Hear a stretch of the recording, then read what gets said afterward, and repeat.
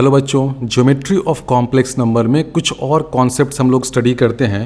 मान लीजिए आपको एक रिलेशन दे रखा है कि mod z minus z1 plus mod z minus z2 this is equal to k where k is a positive real number. और फिर आपसे पूछा है कि z का लोकस कैसा होगा।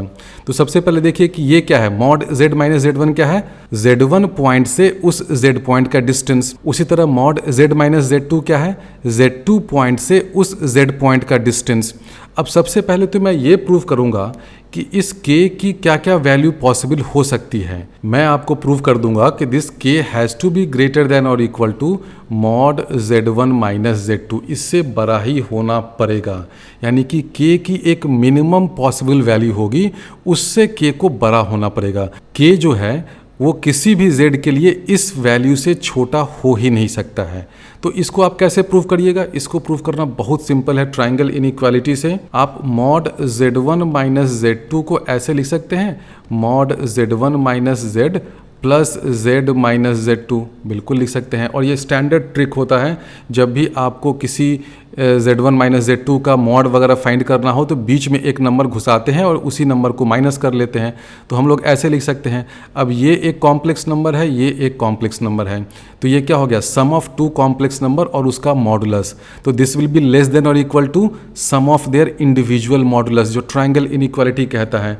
तो हम लोग लिख सकते हैं कि this will be less than और equal to mod z1 minus z, या उसको कर दे mod z minus z1 plus ये हो जाएगा मॉड z माइनस z2। और ये क्या है, ये तो क्वेश्चन में दे रखा है कि this is equal to k, यानी कि हमने क्या प्रूव कर दिया कि k इज ग्रेटर देन और इक्वल टू दिस थिंग, यानी प्रूव कर दिया कि k इज ग्रेटर देन और equal to mod z1 minus z2। तो इस तरह का भी क्वेश्चन आ सकता है कि आपको दे देगा कि अच्छा mod z minus z1 plus mod z minus z2 है, तो बताओ तो इसका मिनिमम पॉसिबल वैल्यू क्या हो सकता है। तो इसका मिनिमम पॉसिबल वैल्यू होगा मॉड z1 माइनस z2। अब हम लोग पता करते हैं कि इसका लोकस क्या क्या होगा। तो इसमें दो केस लेना पड़ेगा। पहला केस लेते हैं कि अगर k is equal to mod z1 minus z2 है, z ऐसा पॉइंट है कि ये वाला जो एक्सप्रेशन है ना, उसकी मिनिमम पॉसिबल वैल्यू हम लोग ऑब्टेन कर रहे हैं। z1 पॉइंट मान लीजिए कि यहाँ पर है, z2 पॉइंट यहाँ पे है, तो उस केस में z की पॉसिबल वैल्यू क्या क्या हो सकती है। उस केस में z देखिए यहाँ पर कहीं लाई करेगा, इस z1 और z2 के बीच में जो सेगमेंट है उसी सेगमेंट पे कहीं उसको लाई करना पड़ेगा। इसके अलावा और कोई पॉसिबिलिटी नहीं है। z यहाँ भी नहीं हो सकता है, कोलिनियर लीनियर के चक्कर में पर यह कि z यहाँ हो सकता है या यहाँ हो सकता है, नहीं हो सकता है। z जो है वो z1 और z2 के बीच में जो सेगमेंट है उसी में कहीं लाई करेगा, यानी कि z हो सकता है कि यहाँ पर हो जाए। यहाँ पर कैसे पॉसिबल है, बिल्कुल पॉसिबल है। मान लीजिए कि z यहाँ पर है, तो मॉड z माइनस z1 क्या हो गया, ये वाला डिस्टेंस, ठीक है। उसके बाद मॉड z माइनस z2 क्या हो जाएगा, ये वाला डिस्टेंस है, ठीक है। इन दोनों डिस्टेंस का सम क्या हो जाएगा, ये वाला टोटल डिस्टेंस, जो किसके बराबर है, मॉड z1 माइनस z2 के। इसका मतलब अगर k की value mod z1 minus z2 है तो z को इन दो नंबर्स z1 और z2, इन दो कॉम्प्लेक्स नंबर्स के बीच में लाई करना पड़ेगा। इन दोनों को कनेक्ट करता हुआ जो लाइन सेगमेंट है उसी लाइन सेगमेंट पे, इस पे कहीं लाई करेगा, इस पे लाई करेगा। ध्यान दीजिए, z इधर या इधर लाई नहीं करेगा। क्यों नहीं करेगा, बहुत सिंपल लॉजिक है ना। मान लीजिए कि z आप कहते हैं कि नहीं यहाँ हो जाएगा, तो ये नहीं पॉसिबल है, क्योंकि अगर z यहाँ है तो मॉड z माइनस z1 देखिए क्या हो जाएगा, इतना बड़ा डिस्टेंस हो गया। अब ये क्या है, ये तो इससे बड़ा हो गया ना, z1 माइनस z2, ये वाला जो डिस्टेंस है इससे तो बड़ा हो गया। लेकिन कंडीशन क्या दे रखा है कि k is equal to mod z1 minus z2। अब अभी क्या हो गया कि z माइनस z1 जो है वही इस वाले डिस्टेंस से ज़्यादा हो गया, ठीक है। सिंपल डिस्टेंस का कॉन्सेप्ट लगाइए तो आपको समझ में आ जाएगा। इसलिए अगर ये वाला केस है तो z जो है वो यहाँ इस जगह कहीं भी लाई नहीं कर सकता है। उस केस में z को z1 और z2 के बीच में जो सेगमेंट है ना उसी पे लाई करना पड़ेगा। अब दूसरा केस लेते हैं कि k जो है वो मॉड Z1 माइनस Z2 से बड़ा है। अब k जो है अगर मॉड Z1 माइनस Z2 से बड़ा है तो Z कहाँ लाई कर सकता है? इस केस में Z जो है उसके पास फ्रीडम आ गया, वो कहीं यहाँ हो सकता है, यहाँ हो सकता है कि यहाँ भी हो जाए, यहाँ भी हो जाए, लेकिन उसका लोकस कैसा बनेगा? ध्यान दीजिए, लोकस अब आप यहाँ से देखिए, ये आपको क्या बता रहा है? ये बता रहा है कि Z वैसे पॉइंट्स हैं जिनका sum of distance from this Z1 and this Z2 is constant and constant is equal to k। तो ये तो डेफिनेशन एक एलिप्स का होता है ना। एलिप्स वैसे पॉइंट्स का लोकस है जिसका sum of distance from two points, जिसको फोकस कहते हैं, उस फोकस से उसका सम ऑफ डिस्टेंस कांस्टेंट है। यानी कि इस केस में जो लोकस बनेगा वो एलिप्स बनेगा। ये ऐसे कुछ कुछ बन जाएगा, ऐसा ये एक एलिप्स बन गया, ठीक है, ये एलिप्स बनेगा। अब एलिप्स जैसा दिख नहीं रहा है लेकिन मान लो कि ये एलिप्स है। ये एलिप्स क्यों हो सकता है? क्योंकि z मान लीजिए कि यहाँ पर है, ठीक है, तो z माइनस Z1 क्या हो गया? ये वाला distance. Mod z minus Z2 क्या हो गया? ये वाला डिस्टेंस। इन दोनों का सम किसके बराबर होगा? k के बराबर होगा। और ध्यान रखिए इस केस में k जो है वो मॉड Z1 माइनस Z2 इससे बड़ा होगा, होना ही है, क्योंकि देखिए मॉड Z1 माइनस Z2 क्या है? ये वाला डिस्टेंस है, ये है ना। तो आप यहाँ से देखिए कि sum of this side plus this side, sum of two sides of a triangle will be greater than the third side, होना ही है। तो इसलिए इसका और इसका सम जो है वो मॉड Z1 माइनस Z2 इससे बड़ा होगा। तो वही कंडीशन लेकर के हम लोग स्टार्ट कर रहे हैं। तो सेकेंड केस में जो लोकस बनेगा वो एक एलिप्स बनेगा। उस एलिप्स का ये वाला पॉइंट अगर C है और ये वाला पॉइंट D है, तो आप लोगों ने कोऑर्डिनेट ज्योमेट्री में देखा होगा या बाद में देखेंगे कि C से D का जो डिस्टेंस हो जाएगा ये किसके बराबर हो जाएगा? K के बराबर हो जाएगा। और इस K को यहाँ पर हम लोग क्या लिख सकते हैं? मेजर एक्सिस, जिसको 2a भी लिखते हैं, कोऑर्डिनेट ज्योमेट्री में लिखते हैं ना। अगर मान लीजिए कि ये वाला मेजर एक्सिस है तो यहाँ से C से लेकर के D तक ये वाला जो टोटल डिस्टेंस हो जाता है ना, ये वाला डिस्टेंस, इसको 2a से डिनोट करते हैं। कोऑर्डिनेट ज्योमेट्री में आप लोगों ने ये सब जरूर पढ़ा होगा। और उस केस में ये जो Z1 और Z2 होता है, अगर major axis along x axis है तो क्या हो जाता है? एक हो जाता है माइनस AE 0 पे, दूसरा हो जाता है AE 0 पे। तो उस केस में Z1 माइनस Z2 यानी कि दोनों फोकस के बीच में कितना डिस्टेंस है?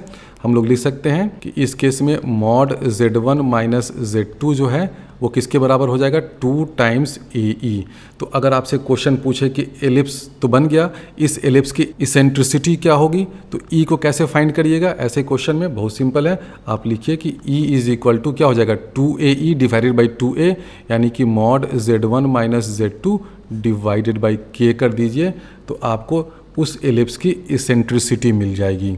और ध्यान रखिए k जो है वो मॉड Z1 माइनस Z2 से बड़ा है, इसलिए इसेंट्रिसिटी इस एलिप्स की ऑब्वियसली 1 से कम होगी। तो ये समझ में आ गया कि ये एलिप्स क्यों बना। एलिप्स इसलिए बना क्योंकि ये जो k नंबर है वो मॉड Z1 माइनस Z2 से बड़ा है। अगर k इस मॉड Z1 माइनस Z2 के बराबर होता, यानी कि वो अपनी मिनिमम पॉसिबल वैल्यू पे है, तो उस केस में Z जो है वो एलिप्स नहीं बनाता, ये स्ट्रेट लाइन सेगमेंट बनाता, segment between Z1 and Z2। अब ये CD is equal to k के बराबर कैसे हुआ? ये जो D एक पॉइंट है ये एलिप्स पे लाई करता है, तो Z1 से इसका डिस्टेंस प्लस Z2 से इसका डिस्टेंस, दोनों डिस्टेंस मिला करके क्या होगा? k होगा ना। तो यहाँ से यहाँ distance plus this distance is equal to k। और अब हम लोग सिमेट्री से कह सकते हैं कि this distance is equal to this distance. ये बिल्कुल सही है, यानी कि हम लोग अगर यहाँ से लेकर के टोटल यहाँ तक ऐड कर दें, यानी कि C से लेकर के D तक ऐड करें, तो वो किसके बराबर हो जाएगा? K के बराबर हो जाएगा। और इसी डिस्टेंस को हम लोग मेजर एक्सिस 2a कहते हैं, ठीक है। तो 2a की वैल्यू CD के बराबर हुई, which is equal to k। हमें पता करना है C से लेकर के D तक का डिस्टेंस, ये पूरा डिस्टेंस पता करना है, ठीक है। हम लोग सिमेट्री से जानते हैं कि ये जो Z2 से D तक का जो डिस्टेंस है और Z1 से जो C तक का डिस्टेंस है, बिकॉज ऑफ सिमेट्री ये दोनों बराबर होगा कि Z2D this is equal to Z1C। और Z1 से D तक का डिस्टेंस ये वाला प्लस Z2 से D तक का डिस्टेंस ये वाला, दोनों का सम मिला करके K हो जाएगा। तो आप Z2D के बदले अगर Z1C इसमें ऐड कर दें तो भी सम तो सेम रहना चाहिए, यानी कि Z1 से D तक का डिस्टेंस प्लस Z1 से C तक का डिस्टेंस, पूरे को अगर आप ऐड करिएगा ये वाला डिस्टेंस, तो ये किसके बराबर होगा, k के बराबर होगा, ठीक है। और k को हम लोग यहाँ पर 2a से डिनोट कर रहे हैं, where this is the length of the major axis. और मॉड z1 माइनस z2 क्या हो जाएगा, यानी कि ये वाला जो डिस्टेंस है ये हो जाता है 2 टाइम्स AE, तो इसेंट्रिसिटी हो जाएगा mod z1 minus z2 divided by k। अब एग्जाम में मान लीजिए कि आपको क्वेश्चन दे दे कि ऐसा कुछ दे दे कि z माइनस 3 प्लस हो जाएगा यहाँ पे z minus I, this is equal to 10, तो बताओ तो इसका लोकस क्या होगा। ऑब्वियसली ये लोकस इलिप्स होगा। z1 पॉइंट है 3, z2 पॉइंट है i, तो 3 और i के बीच में डिस्टेंस कितना है, 9 + 1 √10। दिस √10 इज स्मॉलर देन 10, यानी कि k is greater then mod z1 minus z2, यानी कि एलिप्स वाला केस हो गया। और इस एलिप्स की इसेंट्रिसिटी क्या हो जाएगी, बहुत सिंपल है, मॉड z1 माइनस z2 करेंगे तो कितना आ जाएगा, ये आ जाएगा हमें √10, k की वैल्यू है 10, तो इसेंट्रिसिटी हो जाएगी √10/10, यानी कि 1/√10। और इसमें ध्यान रखिएगा कि दोनों जो फोकस बनेगा ना, वो दोनों रियल एक्सिस पे नहीं बनेगा। इसका एक फोकस तो यहाँ 3 पे होगा, दूसरा फोकस 1 पे होगा, ठीक है, इस पॉइंट पे होगा, मतलब I पे होगा, इसको I कर देते हैं। और जो मेजर एक्सिस है वो इस एक्सिस के अलॉन्ग होगा, और जो एलिप्स है वो कुछ ऐसा बनेगा। इस एलिप्स का एक्सिस जो है वो इस लाइन के अलॉन्ग होगा, ऐसा एलिप्स बनेगा। अब इस कॉन्सेप्ट पे बेस्ड और क्या क्या क्वेश्चन आपसे पूछ सकता है एग्जाम में, आपको दे देगा कि अच्छा z एक कॉम्प्लेक्स नंबर है such that it satisfies a locus, और उसका लोकस कुछ दे देगा कि z minus z0 is equal to r, ऐसा, यानी कि वो सर्कल है, ठीक है। और फिर आपसे पूछेगा कि उन सारे z के लिए जो इस लोकस को सेटिस्फाई करते हैं, मिनिमम वैल्यू ऑफ दिस क्या होगा, इसकी मिनिमम वैल्यू क्या हो सकती है, where z1 and z2 are 2 entirely different numbers. तो इस तरह के क्वेश्चन को पहले कॉन्सेप्चुलाइज करिए। सबसे पहले आप ये सोचिए कि ये जो एक्सप्रेशन दे रखा है, इस एक्सप्रेशन की मिनिमम वैल्यू तभी होती है जब वो जो z है वो z1 और z2 से जो कनेक्टिंग लाइन सेगमेंट है उसके बीच में लाई करे। मिनिमम वैल्यू के लिए वही होना है। तो मान लीजिए कि z1 और z2 को कनेक्ट करता हुआ ये लाइन है, यहाँ पे z1 है, यहाँ पर z2 है, और क्वेश्चन में आपसे पूछा है कि इसकी मिनिमम वैल्यू बताओ तो कितनी होगी और किस z के लिए पॉसिबल है। और साथ ही साथ क्वेश्चन में एक और कंडीशन दे देगा कि z जो है वो इस सर्कल पे लाई करता है। तो फिर आपको क्या करना पड़ेगा, आपको इस इक्वेशन से, ये जो इक्वेशन दे रखा है, इस इक्वेशन का यूज़ करके सर्कल बनाना पड़ेगा। तो ये जो इक्वेशन दे रखा है उससे हमने सर्कल ये बना लिया। और क्वेश्चन आपसे देगा कि z वैसे पॉइंट्स हैं जो इस इक्वेशन को सेटिस्फाई करते हैं, यानी कि वो एक सर्कल पे लाई कर रहा है। सर्कल का सेंटर रेडियस क्या होगा क्वेश्चन में दे रखा होगा। और फिर आपसे क्वेश्चन में पूछेगा कि z अगर वैसे पॉइंट्स का सेट है जो इस इक्वेशन को सेटिस्फाई करता है, यानी कि z उस सर्कल पे लाई करता है, तो इस एक्सप्रेशन की मिनिमम वैल्यू क्या होगी, सिर्फ इसकी, उसमें ये k वगैरह नहीं दे रखेगा, ठीक है।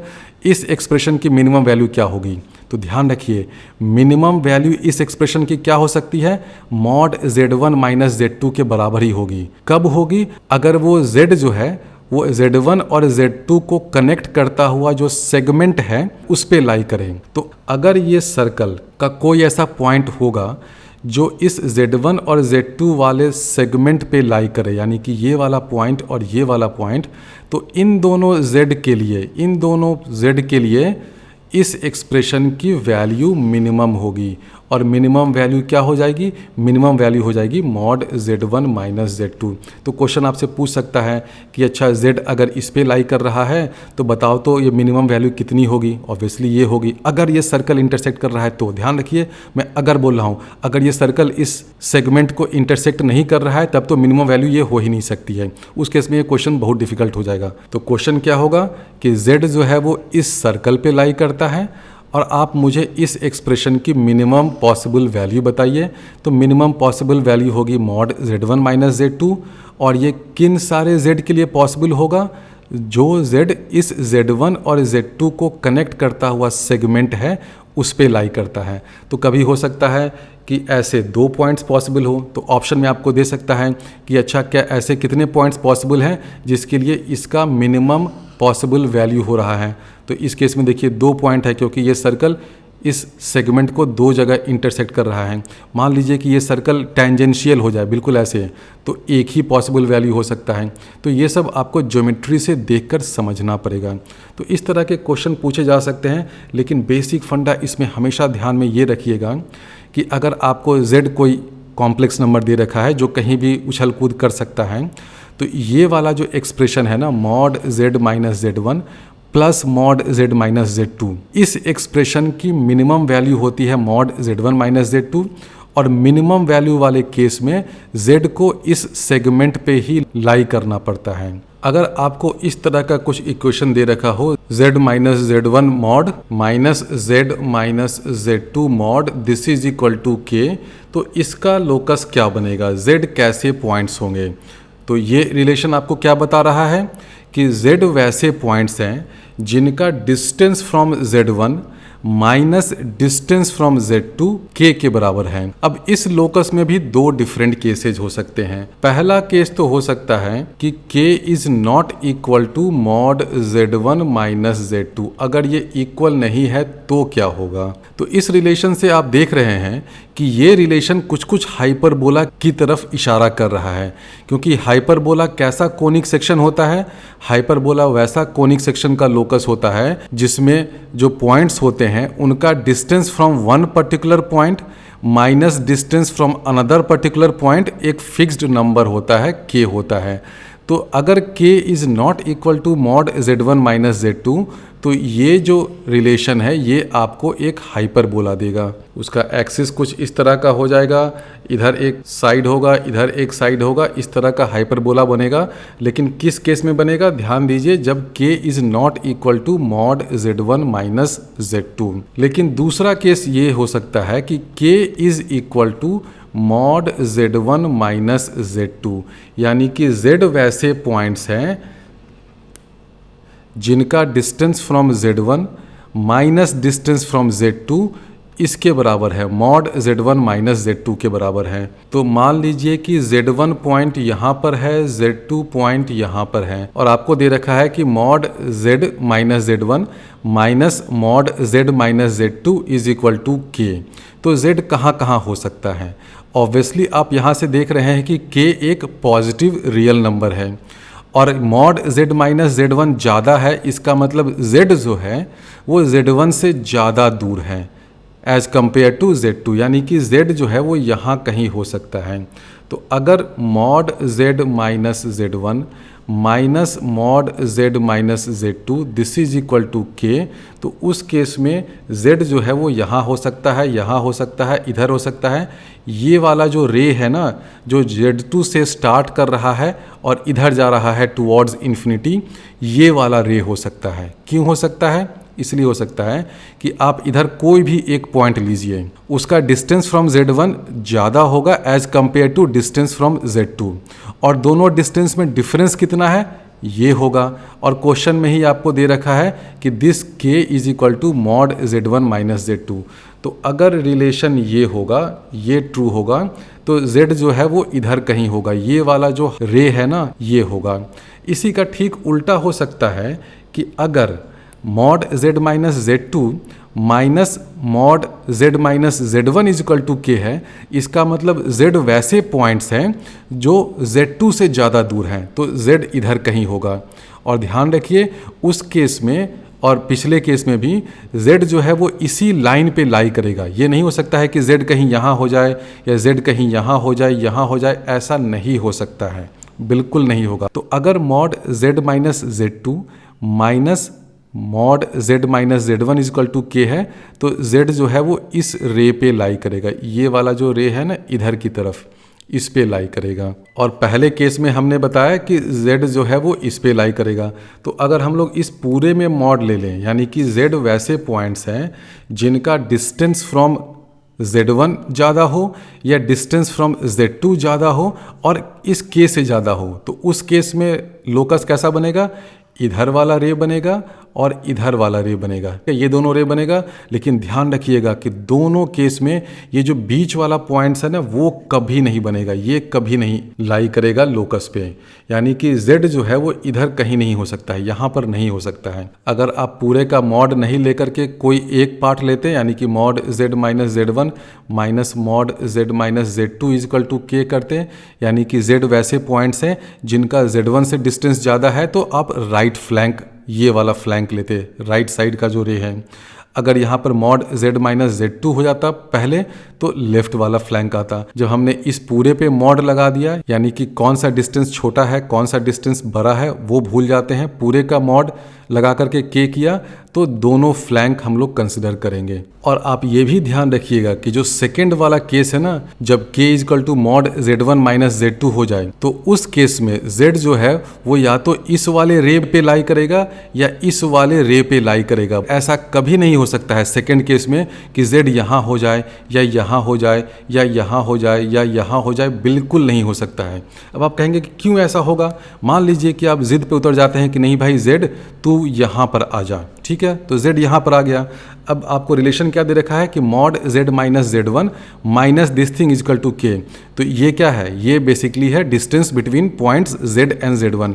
तो डिस्टेंस फाइंड करना है तो लो भाई इसको हम लोग इससे कनेक्ट कर देते हैं z1 से और इधर कनेक्ट कर दिया z2 से। तो आपको क्या मिल गया, mod z minus z one यानी कि ये वाला साइड, माइनस क्या मिला, mod z minus z two ये वाला साइड। तो क्या हो गया, difference of two sides of a triangle हुआ ना। इस ट्राइंगल का आप देखिए, ये पहला साइड है, ये जो हमने इधर लिखा है ये वाला ये साइड है, दूसरा साइड है। और हम लोग जानते हैं कि difference of two sides of a triangle is always less than the third side. Third side क्या है, ये के है, ये क्या है मॉड z1 माइनस z2, तो k के बराबर होता है।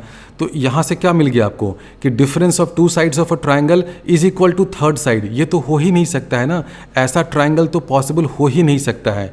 यानी कि ये जो हमने अजम्पशन ले लिया कि z यहाँ पर लाई कर सकता है, ये हो ही नहीं सकता है। तो this is proof by contradiction.